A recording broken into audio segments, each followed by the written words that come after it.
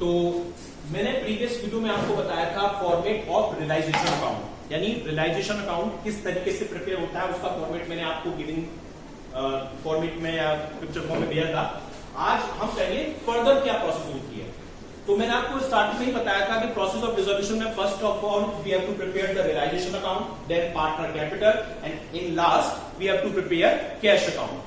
तो मैं आज आपको पार्टनर कैपिटल का फॉर्मेट बता देता हूं कि पार्टनर कैपिटल अकाउंट कैसे प्रिपेयर होता है।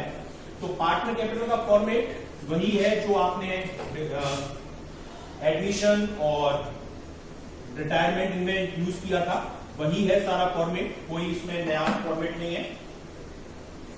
तो ये देखिए, ये पर्टिकुलर, ये सपोज ये partner X and partner Y, same particular और पार्टनर एक्स और partner Y. First of all सबसे पहले जो पॉइंट मेंशन करते हैं पार्टनर कैपिटल अकाउंट में, वो क्या होता है? पार्टनर्स की कैपिटल। तो उसे किस नाम से हम मेंशन करते हैं? बाय बैलेंस पीडी, यानी पार्टनर्स की बैलेंस जो है जो आएगा, यानी कैपिटल ऑफ पार्टनर्स। ये जितनी एक्स की होगी जितनी वाई की होगी वो यहां पे मेंशन कर दी जाएगी। इन सर्टेन केसेस, कुछ क्वेश्चंस में there may be the negative capital of the partners, किसी पार्टनर की नेगेटिव कैपिटल भी हो सकती है जो आपको असेट साइड में गिवन होगी। अगर ऐसा केस है तो उसे यहां पे लिखा जाएगा टू बैलेंस पीडी। मैं लिख देता हूं, ये नेगेटिव कैपिटल है किसी पार्टनर की। अगर सपोज इसे वाई की आपको असेट्स में दे रखी है तो वाई का आपको बैलेंस पीडी लिखकर यहां पे अमाउंट मेंशन कर देंगे। अब सपोज कीजिए क्वेश्चन में आपको कोई जनरल रिजर्व या पीएनएल अकाउंट का बैलेंस लायबिलिटी साइड में गिवन है, there will be a balance, there may be a balance of general reserve और पीएनएल अकाउंट। तो उसे आप क्या करेंगे? इसे आप यहां पार्टनर्स में डिवाइड कर देंगे बाय रिजर्व और पीएनएल। यानी अगर कोई रिजर्व या पीएनएल अकाउंट दे रखा है तो वो आपको यहां पर डिवाइड कर देना है पार्टनर्स में, और ये एक ही रेशियो होगा, जितना एक्स को डिवाइड करना है एक्स के में और जितना वाई को देना है वाई के रेशियो में। इसके अलावा अगर किसी पार्टनर ने कोई लायबिलिटी का पेमेंट किया है, if any partner paid the liability of the firm, तो उसको भी आप यहां पर मेंशन कराएंगे। तो आप यहां पे कैसे करेंगे? बाय रियलाइजेशन अकाउंट, इस नाम से आप दिखाएंगे। लेकिन ये किसका होगा? Liability paid by partner. यानी अगर सपोज कीजिए एक्स ने क्रेडिटर का पेमेंट कर दिया 5000 रुपीज, तो आप देखेंगे बाय रियलाइजेशन और एक्स के कॉलम में जितना उसने लायबिलिटी का पेमेंट किया होगा वो अमाउंट आप यहां पर मेंशन कर देंगे। ठीक है। नेक्स्ट आता है आपका कि if any partner took over the assets, अगर कोई पार्टनर असेट्स टुक ओवर कर लेता है तो उस केस में आपका क्या ट्रीटमेंट होगा? तो उस केस में आप यहां पर लिखेंगे to realisation, to realisation account, और ये किस चीज का है? Assets took over by partner. Suppose Y ने एक मशीनरी टुक ओवर कर ली 10,000 रुपीज में, तो लिखेंगे टू रियलाइजेशन और वाई के कॉलम में आप 10,000 रुपीज जितने अमाउंट की उसने मशीनरी टुक ओवर की होगी वो अमाउंट यहां पे डाल देंगे। फॉर एग्जाम्पल आपको क्वेश्चन में पीएनएल का नेगेटिव बैलेंस है या एडवर्टाइजमेंट सस्पेंस दे रखा है असेट साइड में, यानी if there is a negative balance of P and L account और advertisement suspense account at the asset side, तो आप उसको यहां पे डिवाइड कर देंगे टू पीएनएल अकाउंट और एडवर्टाइजमेंट सस्पेंस। जितना एक्स का शेयर होगा एक्स के कॉलम में, जितना वाई का शेयर होगा वाई के कॉलम में डाल देंगे आप। ठीक है। पार्टनर कैपिटल में सिर्फ आपको यही चीजें मेंशन करनी है, इसके अलावा कोई चीज नहीं आती है। ठीक है। तो अब आप इसके बाद बैलेंस निकालेंगे और बैलेंस जो भी आएगा, ठीक है, वो यहां पे आएगा तो यहां लिखेंगे आप टू कैश और बैंक, यानी यहां पे आपको बैलेंस सीडी के नाम से मेंशन नहीं करना है, कैश और बैंक के नेम से मेंशन करना है। मे भी हो सकता है किसी का बैलेंस यहां पर आ जाए, सपोज एक्स का बैलेंस यहां पे आ रहा है तो टू कैश और बैंक के नाम से लिखेंगे। वाई का बैलेंस अगर क्रेडिट साइड में आ रहा है तो उसे आप किस नाम से लिखेंगे? बाय कैश और बैंक अमाउंट। बाय कैश के नेम से लिखेंगे और बाय बैंक के नेम से लिखेंगे। तो ये आपका फॉर्मेट है पार्टनर कैपिटल का जो आप डिसोल्यूशन ऑफ पार्टनरशिप के टाइम पर प्रिपेयर करेंगे। मैं दोबारा बता देता हूं, बाय बैलेंस बीडी के नाम से पार्टनर्स की जो कैपिटल बैलेंस शीट में गिवन है वो आप मेंशन कर देंगे। अगर किसी पार्टनर की नेगेटिव कैपिटल है तो वो टू बैलेंस बीडी के नाम से लिखी जाएगी। नेगेटिव बैलेंस मींस कैपिटल का असेट्स में गिवन होगी आपको। देन अगर क्वेश्चन में जनरल रिजर्व या पी&एल अकाउंट का बैलेंस गिवन है तो उस केस में आप बाय रिजर्व और बाय पी&एल पार्टनर्स के एक ही रेशियो में डिवाइड कर देंगे। अगर किसी पार्टनर ने किसी लायबिलिटी का पेमेंट किया है, लायबिलिटी टू ओवर की है, तो वो बाय रियलाइजेशन के नाम से उस पार्टनर के कॉलम में अमाउंट मेंशन किया जाएगा जिस पार्टनर ने लायबिलिटी का पेमेंट किया है। और अगर किसी पार्टनर ने असेट्स को टुक ओवर किया है, असेट्स को टेक ओवर किया है, तो वो आएगा टू रियलाइजेशन के नेम से। रियलाइजेशन जिस पार्टनर ने असेट्स को टुक ओवर किया है उस पार्टनर के कॉलम में जितने अमाउंट की उसने असेट्स टुक ओवर की है वो आप यहां पर मेंशन करेंगे। अगर असेट साइड में पी&एल या एडवर्टाइजमेंट सस्पेंस अकाउंट का कोई बैलेंस गिवन है तो वो आप पार्टनर्स में डिवाइड कर देंगे उनके एग्रीड रेशियो में। देन आपको यहां पे बैलेंस निकालना है, जिसका बैलेंस जिस साइड आएगा वो कैश के नाम से मेंटेन किया जाएगा। सपोज एक्स का टोटल इधर का ज्यादा है तो बैलेंस इधर आएगा तो टू कैश या बैंक के नाम से मेंशन करेंगे।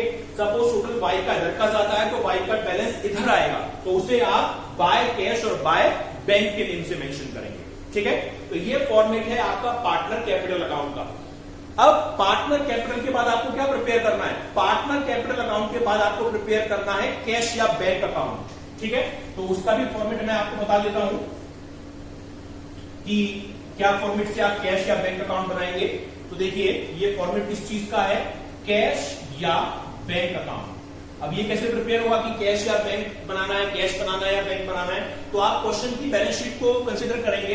क्वेश्चन की बैलेंस शीट में क्या गिवन है? अगर क्वेश्चन की बैलेंस शीट में आपको गिवन है बैंक का बैलेंस तो बैंक अकाउंट बनाएंगे, कैश गिवन है तो कैश अकाउंट बनाएंगे। अगर सपोज दोनों ही गिवन है तो आप कैश या बैंक किसी नाम से बनाइए, दोनों का टोटल यहां पर आ जाएगा। फॉर्मेट वही है जो आप यूज करते आए हैं, पर्टिकुलर अमाउंट, पर्टिकुलर और अमाउंट। फर्स्ट ऑफ ऑल जो बैलेंस शीट में आपको कैश या बैंक का बैलेंस गिवन है वो यहां पर लिखा जाएगा टू बैलेंस बीडी। आप कैश बुक में जानते हैं, कैश बुक में कैश इन हैंड या कैश इन बैंक होता था, वो टू बैलेंस बीडी के नाम से आता था। ये मैं लिख देता हूं यहां पे किस चीज का अमाउंट है, बैलेंस ऑफ कैश और बैंक। अगर बैंक का बैलेंस है तो बैंक के बैलेंस लिखेंगे, कैश का बैलेंस है तो कैश का बैलेंस लेंगे। दोनों का गिवन है तो दोनों का कंबाइंड अमाउंट आप यहां पर शो करा देंगे। क्लियर? देन आपको देखना है कि जो असेट्स आपने कैश बेसिस पे सेल की है, ध्यान रखिएगा मैं क्या बोल रहा हूं, with those assets which are sold in cash basis, यानी जिन असेट्स को आपने कैश बेसिस में सेल किया है उन्हें आप यहां पे लिखेंगे टू रियलाइजेशन के नाम से।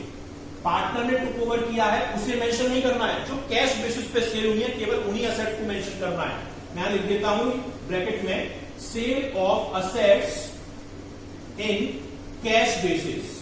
जिन असेट्स को कैश बेसिस में सेल किया गया है वो यहां टोटल अमाउंट जितना असेट्स को सेल करने से रिसीव हुआ है वो यहां पे आ जाएगा। आप देख सकते हैं रियलाइजेशन में आपने ये अमाउंट टू बाय बैंक के नाम से लिखा होगा, फॉर्मेट में लिखा हुआ है।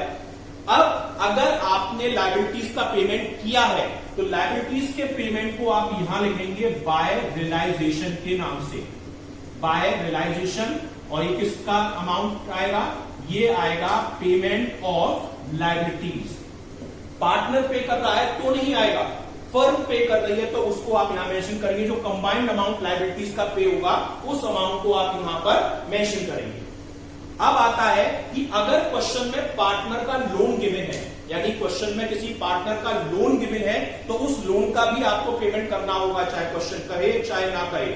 Because without clearance of all liabilities you can not dissolve your firm, यानी बिना आप लायबिलिटी के पेमेंट के फर्म को डिसॉल्व नहीं कर सकते।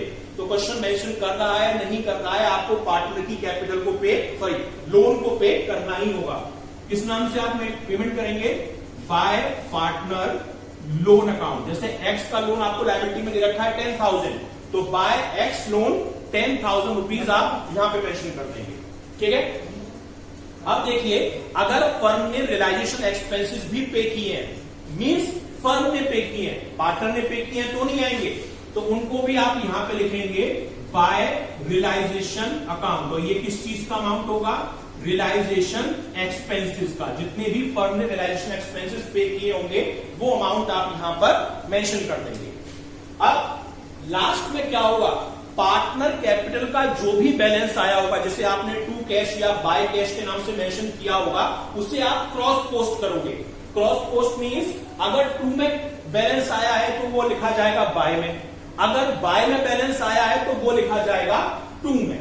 ठीक है, तो ये क्या होगा, अगर बाय में बैलेंस आया है तो टू पार्टनर कैपिटल, ये किस चीज का अमाउंट है, बैलेंस ऑफ पार्टनर कैपिटल का। और अगर टू में बैलेंस आया है तो ये लिखा जाएगा बाय पार्टनर कैपिटल, और ये भी किस चीज का बैलेंस होगा, balance of partner capital. Suppose x का बैलेंस आया था बाय में, तो यहां पे लिखेंगे आप टू में। ठीक है, क्या लिखेंगे, टू एक्स कैपिटल जितना भी उसका बैलेंस होगा। वाई का बैलेंस टू में आ रहा था तो वो लिखेंगे आप बाय में, बाय वाई कैपिटल, और यहां पे लिख देंगे। और लास्ट में आप टोटल लगाएंगे, टोटल दोनों साइड का इक्वल आएगा। मैंने बताया था कि कैश अकाउंट में यहां पर बैलेंस नहीं निकलता है, वो आपका, क्योंकि फर्म डिसॉल्व हो रही है, जितना भी आपके पास कैश असेट्स को सेल करने में आया होगा उतना आपने लायबिलिटी का पेमेंट कर दिया होगा उसमें से, और बचा हुआ पार्टनर्स में डिवाइड कर दिया होगा, तो आपके पास कैश की availability at the last of the question नहीं बचेगी, दोनों साइड इक्वल हो जाएंगी। तो ये आपका फॉर्मेट है। मैंने आज आपको फॉर्मेट बताया पार्टनर कैपिटल का, इसके बाद लास्ट में कैश और या बैंक अकाउंट का, और इसके साथ डिसॉल्यूशन प्रोसेस आपकी कंप्लीट हो जाएगी। तो ये आज का टॉपिक था मेरा, जो आपको मैंने फॉर्मेट बताया। रियलाइजेशन का मैं आपको फ्री बेस वीडियो में बता चुका हूं, पार्टनर कैपिटल और कैश अकाउंट बताया। अब मैं आपको फर्दर वीडियोस में इससे रिलेटेड क्वेश्चंस को सॉल्व कराऊंगा। Thank you.